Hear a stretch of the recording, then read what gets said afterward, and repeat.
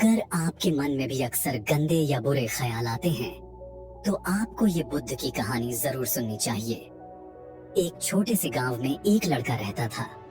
वह बहुत परेशान था क्योंकि उसका दिमाग बार बार ऐसी बातों के बारे में सोचता था जिनके बारे में वह सोचने नहीं चाहता था। वह अपना ज्यादातर समय छोटे छोटे मजों में बर्बाद कर देता था और बाद में पछताता था। लेकिन अगली सुबह फिर वही सब करने लगता, बिना चाहे भी। वह अपने माँ बाप का इकलौता बेटा था। उसके माँ बाप अब बूढ़े हो रहे थे और वह जवान हो रहा था, लेकिन फिर भी ऐसा कुछ नहीं कर पा रहा था जिससे उसके माँ बाप को उस पर गर्व हो। उसे ये समझ आ गया था कि वह अपनी जिंदगी और वक्त दोनों खराब कर रहा है। उसने खुद को बदलने की बहुत कोशिश की, लेकिन नाकाम रहा। वह अपने बड़ों से अपनी परेशानी बताता, लोग सलाह देते, पर कोई फर्क नहीं पड़ता। अब तो उसे लगने लगा था कि उसकी बाकी जिंदगी भी इसी तरह बुरी आदतों और मन की उलझनों में बीतेगी।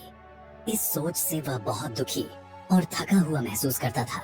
एक दिन वह अपने ही ख्यालों में डूबा हुआ गांव के तालाब के पास बैठा था। तभी उसका एक दोस्त दौड़ता हुआ आया और जोश में उसके कंधे पर हाथ रखकर बोला, यार, मुझे तेरी हर परेशानी का हल मिल गया है। यह सुनकर लड़का थोड़ा खुश हुआ और पूछा, क्या हल मिला है मेरी परेशानियों का? दोस्त ने कहा, ध्यान। ध्यान ही तेरी सारी दिक्कतों का जवाब है। लड़के ने हैरानी से पूछा, ये ध्यान क्या होता है?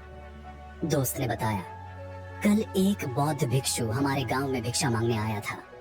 गांव के लोग उससे अपनी समस्याओं के बारे में पूछ रहे थे।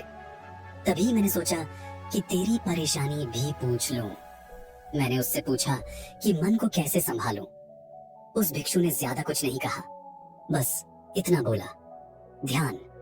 ध्यान ही हर समस्या का हल है। मैंने सोचा कि शायद तुझे ध्यान के बारे में पता होगा, इसलिए ज्यादा नहीं पूछा। दोस्त की बात सुनकर लड़का बोला, मुझे उस बौद्ध भिक्षु से मिलना है। फिर वह और उसका दोस्त उस भिक्षु को ढूंढने निकल पड़े।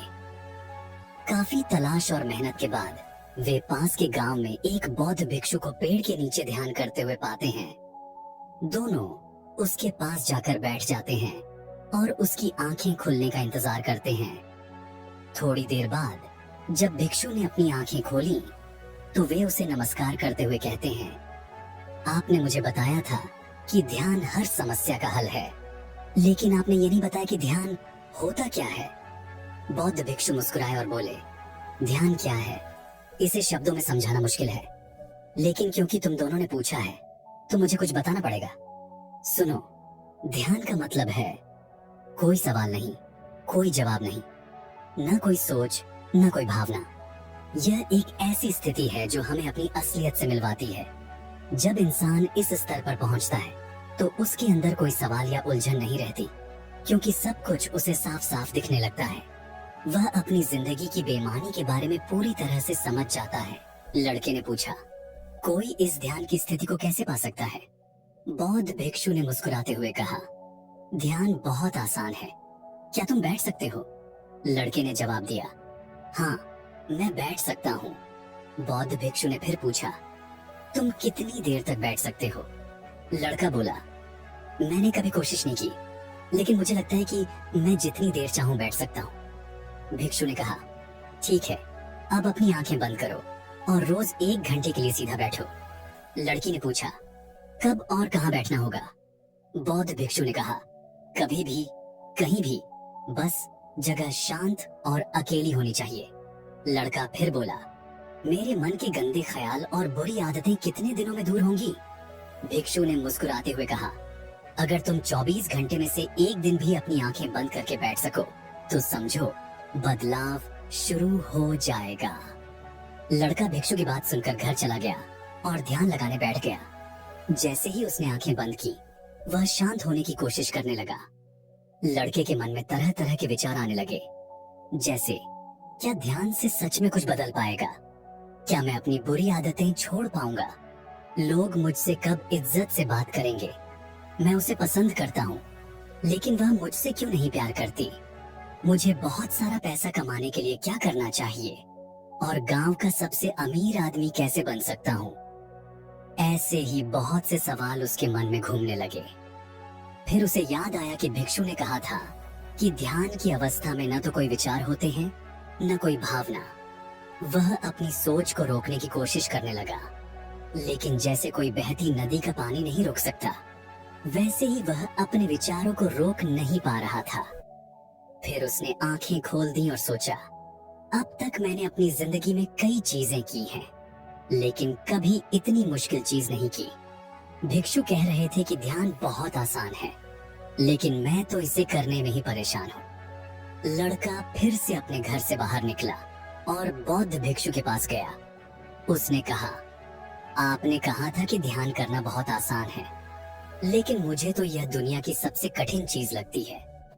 मैंने बहुत कोशिश की, लेकिन मेरे मन में विचार लगातार दौड़ते रहते हैं। बौद्ध भिक्षु ने मुस्कुराते हुए पूछा, लेकिन किसने कहा था कि तुम्हें अपने विचारों को रोकना है? लड़का बोला, तो फिर बिना विचारों की स्थिति कैसे बन सकती है? तुमने कहा था कि ध्यान में कोई विचार नहीं होते, कोई सवाल नहीं होते।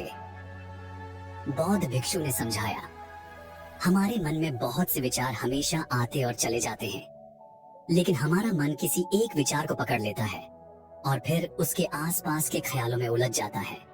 इसी तरह हमारा मन विचारों में फंस जाता है और हम भूल जाते हैं कि हम क्या कर रहे थे। जब तुम ध्यान करने बैठते हो तो तुम्हारे मन में भी कई विचार आएंगे और चले जाएंगे। तुम्हें कोई विचार नहीं चुनना है, बस उन्हें देखना है। विचार उठेंगे और गायब हो जाएंगे। धीरे धीरे समय के साथ लड़के को महसूस होने लगता है कि उसके ख्यालों की गति कम होती जा रही है, जैसा कि बौद्ध भिक्षु ने बताया था।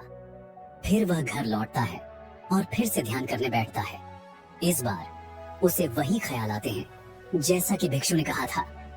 वह कुछ देर तक उन विचारों को देख पाता है, लेकिन फिर कुछ ऐसे ख्याल आते हैं जिन्हें वह सोचने से खुद को नहीं रोक पाता और वह गहरे विचारों में खो जाता है।